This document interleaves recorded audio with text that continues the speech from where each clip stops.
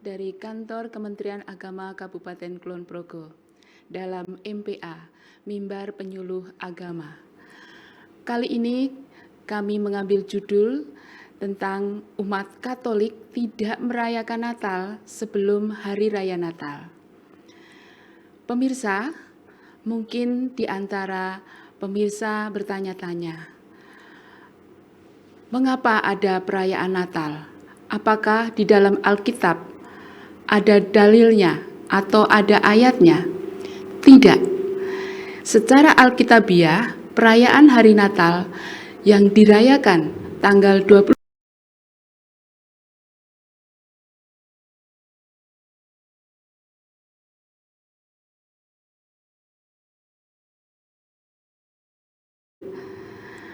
Natal dirayakan untuk mengingatkan kelahiran Yesus Kristus di Bethlehem. Tanggal 25 Desember ditetapkan sebagai tanggal Hari Raya Natal, itu mengacu pada yang sudah ditetapkan oleh Paus Julius yang pertama, yaitu Bapak Paus yang ke-35. Beliau menjabat sebagai Paus yang ke-35 mulai dari tanggal 26 Februari tahun 337 sampai dengan 12 April tahun 352. Umat Katolik sebelum tanggal 25 Desember tidak merayakan Natal. Mengapa? Mengikuti tradisi dari liturgi gereja menetapkan bahwa sebelum merayakan Natal, sebelum Hari Raya Natal adalah Hari Raya persiapan, mempersiapkan menjelang Natal yang disebut Advent. Seperti halnya seorang ibu yang melahirkan, sedang mengandung, menanti kelahiran sang anak, maka tidak merayakan Natal, tidak merayakan hari kelahiran karena belum melahirkan. Nah, di dalam iman Katolik ada yang disebut masa Advent. Masa Advent ini adalah 4 minggu sebelum Hari Raya Natal. Nah, apa makna dari Advent itu sendiri? Nah, Advent adalah masa penantian, masa harapan. Di sini umat Katolik diajak untuk bersama-sama mempersiapkan hati dan pikiran untuk merenungkan makna dari kelahiran Tuhan Yesus Kristus. Lalu masa Advent itu adalah juga masa penyesalan atau masa pertobatan. Umat Katolik diajak untuk bersama-sama mengakui dosa-dosa, mohon ampun, lalu memperbarui hubungan dengan Tuhan dan sesama.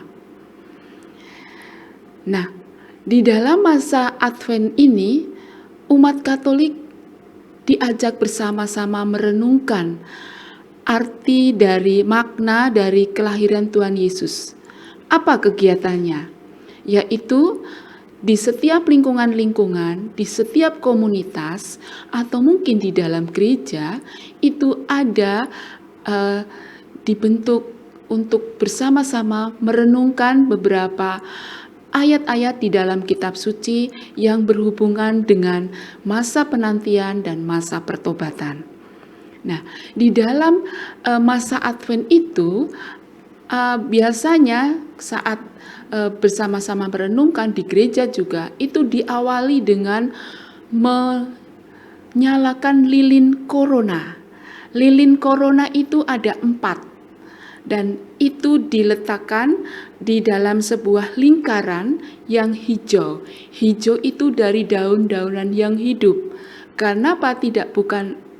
Bukan daun-daunan yang dari plastik, karena harus hidup karena itu melambangkan adanya kehidupan. Jadi bukan kepalsuan tetapi asli. Nah, di dalam Lilin-lilin corona itu ada 4. Yang pertama itu warnanya ungu, kedua ungu, ketiga merah muda, dan keempat ungu. Lilin-lilin ini dinyalakan satu persatu setiap minggunya. Misalnya, pada pertemuan Advent pertama, umat Katolik bersama-sama merenungkan kitab suci yang berhubungan dengan penantian dan pertobatan menjelang hari kelahiran Tuhan Yesus, itu dinyalakan pertama adalah lilin ungu. Lilin ini yang berwarna ungu itu melambangkan atau mempunyai makna tentang pengharapan, bahwa kita sangat mengharapkan kelahiran Sang Juru Selamat. Kelahiran yang ditunggu-tunggu oleh bangsa-bangsa sebelum Yesus lahir. Bangsa-bangsa zaman para nabi. Nah, yang kedua adalah cinta. Ungu itu melambangkan cinta. Bahwa di sini umat Katolik merasakan bahwa umat Katolik dicintai oleh Tuhan, karena Tuhan memberikan pengharapan untuk menghadirkan seorang penyelamat, Sang Penyelamat dunia. Penyelamat dari apa? Yaitu penyelamat dari belenggu dosa. Pada zaman bangsa Israel, perjalanan bangsa Israel dari Mesir ke tanah Kanaan, ini adalah suatu pengharapan bagi bangsa Israel untuk menantikan Sang Juru Selamat. Nah, pada saat sekarang bukan Israelnya, bangsanya, kita pun adalah Israel, yaitu orang-orang yang masih dalam pesiaran kehidupan. Maka kita pun mengharapkan atas keselamatan jiwa kita dari belenggu dosa. Lalu yang ketiga, dinyalakan lilin yang ketiga, yaitu warnanya adalah merah muda. Merah muda ini melambangkan sukacita, di mana umat Katolik merasakan lebih sukacita dengan pengharapan yang besar kehadiran Sang Juru Selamat itu. Biasanya di dalam sukacita ini lagu-lagu di dalam misa gereja itu sudah mengarah kepada lagu-lagu yang lebih ceria, lebih mengharapkan dan lebih sukacita. Beda sebelum masa yang pertama, Advent pertama dan Advent kedua. Lagu-lagunya mungkin agak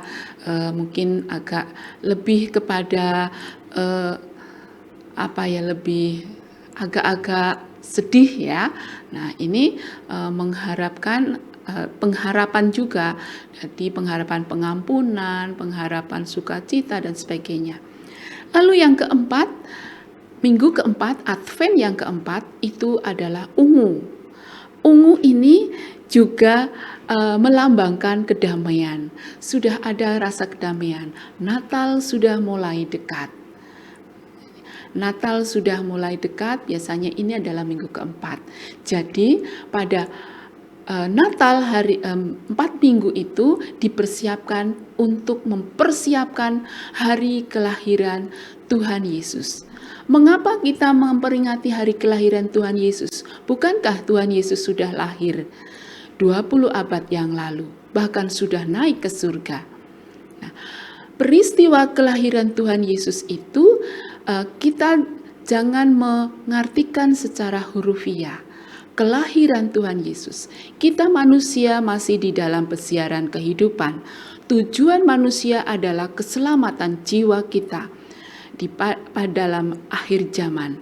Lalu selama pesiaran itu pasti kita mengalami banyak hal yang membuat kita jatuh ke dalam dosa. Lalu kita mulai menjauh dari Tuhan, kita mulai mengabaikan dari Tuhan. Di hati kita tidak ada Yesus, tidak ada Tuhan lagi. Ini bisa dicerminkan dengan sikap-sikap kita yang sudah mulai malas berdoa, malas berbuat baik, dan sebagainya. Nah, inilah setahun sekali diperingati untuk memperbarui hati kita, mempersiapkan, mempersilahkan Tuhan hadir kembali di dalam hati kita. Nah, kemudian pada hari Natal itu biasanya bukan biasanya, pasti akan dinyalakan lilin berwarna putih. Jadi lilin putih itu melambangkan kesucian, sukacita yang hari kelahiran Tuhan Yesus. Nah, tadi saya mengatakan bahwa ada 4 lilin, lingkarannya hijau tadi. Ini ada ungu dan ada pink. Nah, lingkaran hijau itu adalah dari daun-daun, lalu daun-daun yang berwarna hijau tetapi hidup, ini melambangkan kehidupan kekal. Lalu melambangkan pengharapan dan kasih Tuhan yang abadi. Pemirsa yang berbahagia, perayaan Natal itu, saat perayaan Natal itu ada malam Paskah dan hari Minggunya. Biasanya jatuh pada hari Minggu. Masa atau malam Natal itu kita mengikuti misa vigili. Namanya adalah misa vigili. Misa pada malam Natal. Malam Natal biasanya dilaksanakan pada tanggal 24 Desember. Biasanya sampai malam, bahkan sampai pagi. Tetapi biasanya di gereja-gereja besar karena umatnya sangat banyak, ada beberapa jadwal. Ada mungkin sore sampai malam, atau malam sampai lebih malam lagi, atau mungkin lebih malam lagi sampai hampir pagi. Itu yang pada masa misa vigili. Nah, ini pada masa Natal ini adalah masa yang sangat, perayaan Natal masa yang tidak hanya perayaan, tetapi maknanya adalah bahwa umat diajak membuka hati kita untuk menyambut Tuhan Yesus lahir kembali di dalam hati kita. Kita semakin diperbaharui dengan hati yang sudah mulai banyak perbuatan dosa. Maka itu ada masa Advent. Nah, pada tanggal 25 Desember, perayaan Natal di pagi hari. Ini wajib. Jadi kalau malam Natal mengikuti perayaan Natal, malam perayaan Natal, juga masa misa Natal juga diikuti. Nah, ada simbol-simbol di dalam perayaan Natal, yaitu ada pohon Natal, ada tukar hadiah. Ini hanya tradisi saja untuk merayakan sukacita Natal. Di sini punya makna ada kedamaian, terutama di dalam keluarga dan komunitas. Setelah Natal, umat Katolik merayakan oktav Natal selama 8 hari. Jadi perayaan Natal itu lalu 8 hari, lalu ditutup dengan hari Epifani, yaitu jatuh pada tanggal 6 Januari. Perayaan Natal Katolik itu bukan tradisi hanya ritual saja, tetapi juga untuk merenungkan rahmat Tuhan yang datang ke dunia untuk menyelamatkan manusia.